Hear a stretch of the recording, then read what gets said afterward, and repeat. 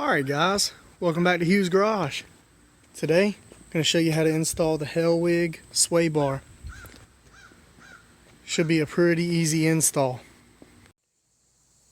Alright, so here it is out the box. The part number is 7709, which is the same part number as the 4th gen rear sway bar. This is the adjustable. It has 3 settings. And I'm going to show you how to take the old one out and put this one in, and then I'll get the old one out and we'll do a little comparison. Alright guys, the tools that you're going to need is an 18mm wrench, 15mm socket, and an 8mm socket. And I'll show you what you need them for in this video. Alright guys, the 15mm is going to be for this bolt, the bottom bolt. Then you're going to go on the other side of the sway bar.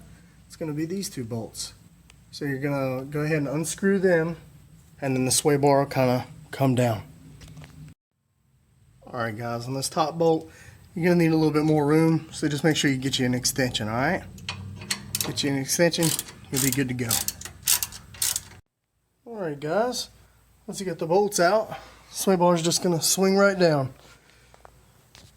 If you look right here, you're going to be removing this bolt. It's 18mm. It's also on this side. These are your end links, by the way. Alright guys, you're also going to need a little 8mm socket as well.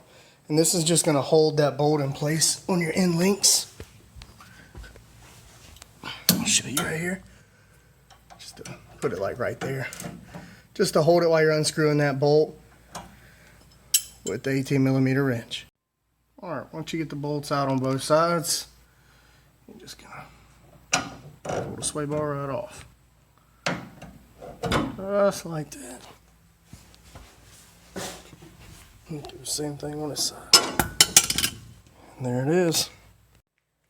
Alright guys, there's the differences. Definitely about, stock one's probably half the weight of the Hellwig sway bar. Alright guys, before you put the bushings on, you're going to see a little pack here. Drop the bolt. You got this lubricant, so don't forget to go ahead and lubricate up the bushings and everything when you put them on. Also, quick little reminder, you're going to need an Allen bit if you want to use the bolts that are supplied by Hellwig. But I'm going to use the OEM bolts because nothing's wrong with them. Alright guys, you want to start by putting this on. Like I said, it's adjustable. The instructions say you need to start at the outermost hole, which would be this one. Been reading up on these a lot. I'm going to go ahead and start in the middle one, and I may even go to the tightest position. It really just depends. The whole reason for it is this is more of a normal position, and then it gets stiffer as you go. So I'm going to sit in the middle. We'll see how that works out.